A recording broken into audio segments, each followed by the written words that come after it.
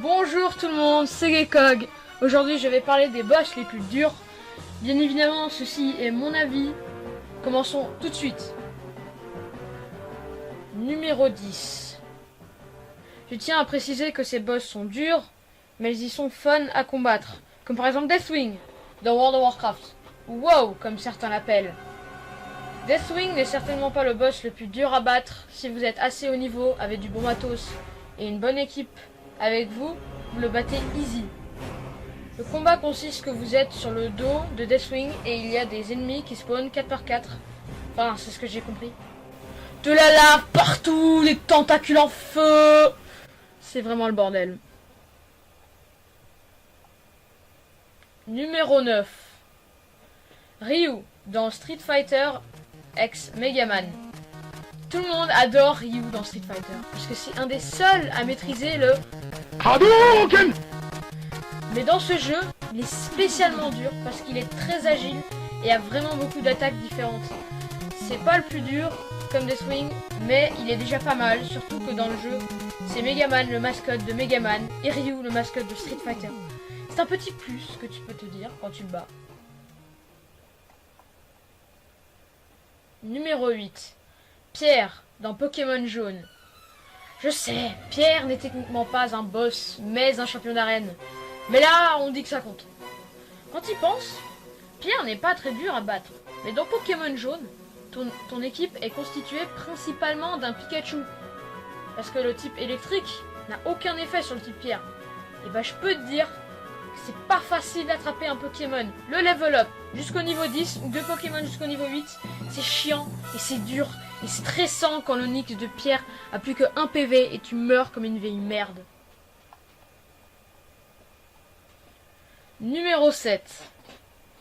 Moldorm de A Link to the Past.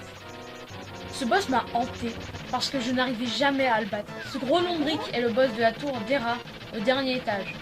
La difficulté est que son point faible se trouve à l'arrière de son corps en mouvement continu et qui accélère à chaque coup.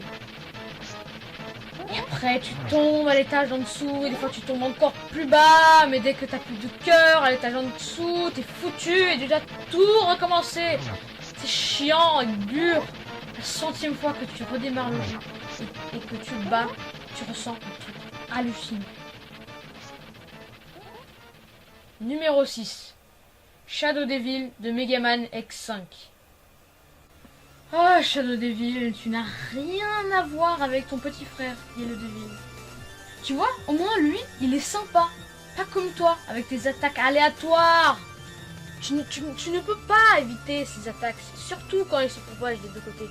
C'est comme, imagine, t'es un fanatique de Megaman 2 et tu joues à Megaman X5. Tu vois Shadow Devil, tu te dis, oh, ça va être simple comme Yellow Devil. T'as compris pourquoi j'ai dit que c'était son petit frère. Numéro 5. Créé à main de Super Smash Bros. Intensité 8 et 9. Quand vous combattez créé à main et démoniaque à une haute intensité, déjà ça, c'est dur. Mais quand vous tuez créé à main, ça devient encore pire pour se transformer en géant chelou, en espèce de scorpion avec une tête de dinosaure, en 4 épées, une copie de ton personnage et si tu joues à la version Wii U, en forteresse et enfin en Master Core. Le mec, il insiste quoi, il veut pas que tu gagnes. Numéro 4. L'ombre de foudre de Ganon de Zelda Breath of the Wild. L'ombre de foudre de Ganon, et putain, il est dur ce boss. Comme Shadow Devil, il est un boss qui est basé que sur les réflexes. C'est probablement le boss le plus compliqué du jeu. Et merde quoi. Il faut connaître ce boss par cœur pour le tuer. C'est pratiquement impossible. Surtout si tu n'as pas de bon équipement. Je te conseille d'y aller avec un bon nombre de fées, des armes cheatées, sinon ça va barder pour le battre. Numéro 3. Undyne, voix génocide de Undertale. Vous aimez recommencer un jeu en boucle pendant au moins 2 heures? Undyne, la chef de la garde royale, va te donner l'envie de te jeter devant une voiture. Le début, ça va, c'est un petit peu le tuto pour t'expliquer. Mais après, elle arrête pas de t'enchaîner attaques avec les flèches jaunes, c'est hyper dur. Elle est beaucoup plus dure que Undyne en mode neutre, le deuxième boss le plus dur du jeu même. Numéro 2, le roi sans nom de Dark Souls.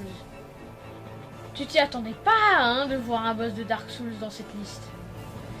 Bon, on est bien d'accord, ce jeu est horrible. Mais bon, bref, le roi sans nom est assez chaud à battre avec son dragon. T'as compris? Son dragon, il crache du feu. Non? Eh ben rigole, petit FDP, t'as pas intérêt à me juger. Bon, le roi sans nom, déjà, il arrive comme ça. Comme ça, t'as pas le temps d'agir. En plus, il aime bien te lâcher des grosses attaques qui font bien mal. C'est vraiment dur à esquiver.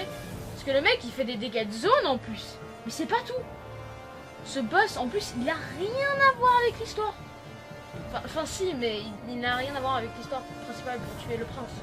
Mais au final, le roi sans nom, c'est vraiment un petit enculé.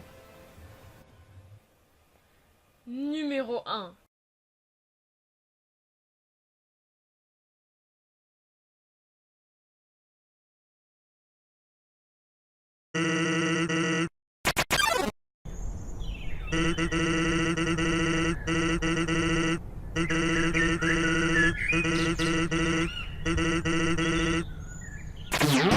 Sans de Undertale.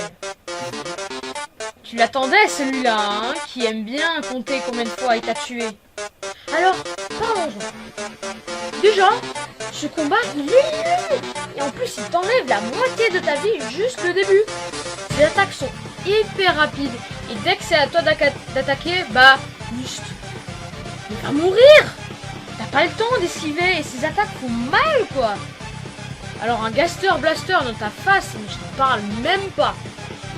Mais à la fin, dès que tu l'as battu, tu te dis, wow, est-ce que je viens de battre le boss le plus dur du jeu?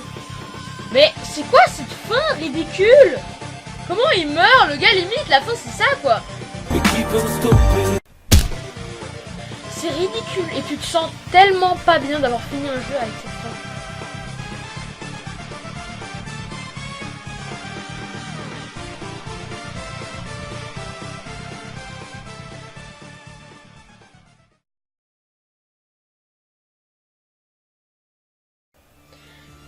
Voilà, c'était tout pour cette vidéo et n'oubliez pas que ceci était mon avis. Je sais qu'il y a des boss que vous auriez mis mais que j'ai pas mis. Alors mettez-les dans les commentaires et peut-être qui sait. Épisode 2, ciao.